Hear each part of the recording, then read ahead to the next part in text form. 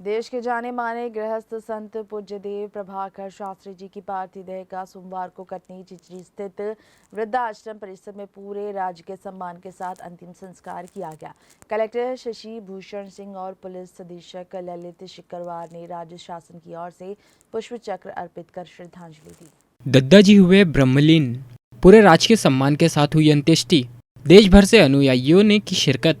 दद्दा धाम से उनकी अंतिम यात्रा निकाली गई। वैदिक विधि विधान से पूज्य दद्दा जी की अंत्येष्टि उनके ज्येष्ठ सुपुत्र अनिल त्रिपाठी द्वारा की गई। देश भर से आए दद्दा जी के अनुयायियों, भक्तों, राजनेताओं, जनप्रतिनिधियों, शिष्य मंडल के सदस्य, अभिनेता, आम नागरिकों ने दद्दा निवास में पार्थिव देह के दर्शन कर पुष्पांजलि अर्पित की।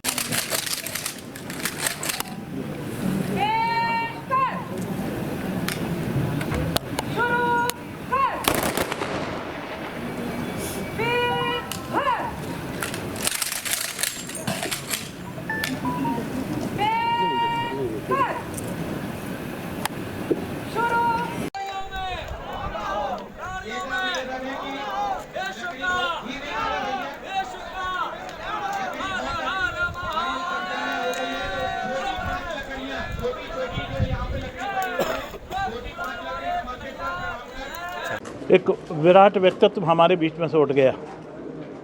उनका व्यक्तित्व इतना विराट था कि उसको किसी क्षेत्र में, किसी सीमा में, किसी समाज के साथ बांध पाना संभव नहीं है।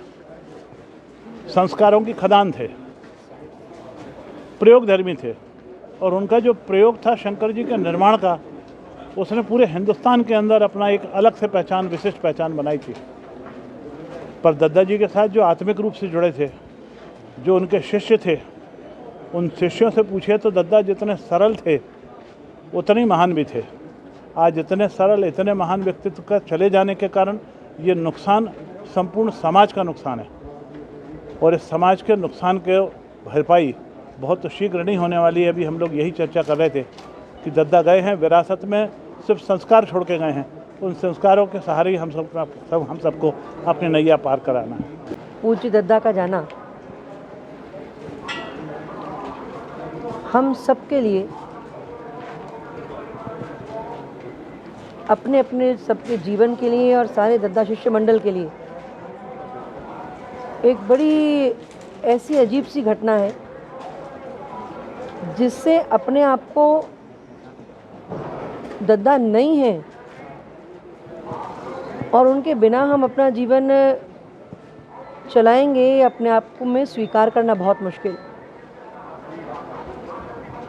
और दद्दा जैसा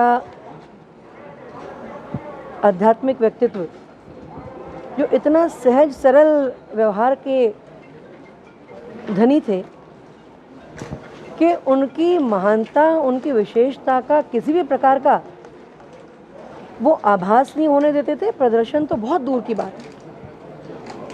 आज के इस भौतिकवादी युग में गृहस्थ संत के तौर पर ही हम सब उनको जानते हैं, पर उनकी अपनी गृहस्थी इतनी मतलब सीमाओं से परी थे, और हम में से हर एक शिष्य को ये लगता था कि उसका दद्दा जी के प्रति जो भाव है और दद्दा का उसके प्रति जो भाव है वही विशेष है, और वही दद्दा का सबसे खास शिष्य है। शब्दों के माध्यम से तो बता पाना बहुत मुश्किल है, लेकिन इतना हम ज़रूर कह सकते हैं कि दद्दा जी कहीं गए नहीं हैं। दद्दा जी ने तो ब्रह्मलीन हुए हैं। दद्दा जी ने अपने शारीरिक रूप से हम लोगों के बीच में जो है यहाँ से पदार्पण किया है, लेकिन मानसिक रूप से, आध्यात्मिक रूप से वो जीवन भर जब तक राजपाल के तन में सांस है दद्दा जी हैं, विद्यमान हैं, हृदय के अंदर हैं। और मैं आपको एक चीज़ बताना चाहता हूँ कि राजपाल 500 फिल्में कर लेते, 500 डायरेक्टरों के साथ अलग अलग काम करते। बचपन से लेकर 13 साल की उम्र से अभिनय कर रहा हूँ, और लगभग सिनेमा तक सब डायरेक्टर्स के साथ काम करने का मौका मिला। लेकिन मैं 100 जन्म तक ले लूँ और धन्यवाद बोलूँ तो भी धन्यवाद कम पड़ जाएंगे। इसमें रियल लाइफ होती है, एक रील होती है, तो रील के तो बहुत निर्देशक मिले, लेकिन रियल लाइफ के निर्देशक के रूप में जो पूज्य दद्दा जी ने जीवन की पाठशाला में जिस तरीके की पढ़ाई और मझाई और जो की है, और दद्दा जी ने बहुत उचित समय बहुत हर कोने पर हमें काढ़ा है और हमें आगे बढ़ाया है। का विषय थे, लेकिन अब हमारी अनुभूति का विषय, जब वो सम्मुख नहीं होता है, जिस आदर्श का शरीर या जिस आदर्श की देह या जिनके साथ आपको प्रत्यक्ष अपनी समस्याओं का समाधान मिलते थे, जब वो सम्मुख नहीं होते हैं तो अब वो आपके साथ होते हैं। क्योंकि हमारा ये मानना है कि परमात्मा का साकार स्वरूप जो होते हैं वो गुरु होते हैं, और गुरु का जो निराकार स्वरूप होता है वो परमात्मा होता है। तो परम पूज्य दत्ता जो परम चेतना है वो गुरु के रूप में साकार थी, और अब उनका जो पंच भौतिक से बना हुआ शरीर था वो पंच महाभूत में ही विलीन हो गया। तो अब वो वैसे भी गुरु को परम ब्रह्म कहा जाता है। क्यों? क्योंकि वो ब्रह्मा की भांति शिष्यों का पालन करते हैं, वो विष्णु की भांति उनका रक्षण करते हैं, और वो महादेव शिव की भांति उनके अंदर के समस्त विकारों का शमन करते हैं।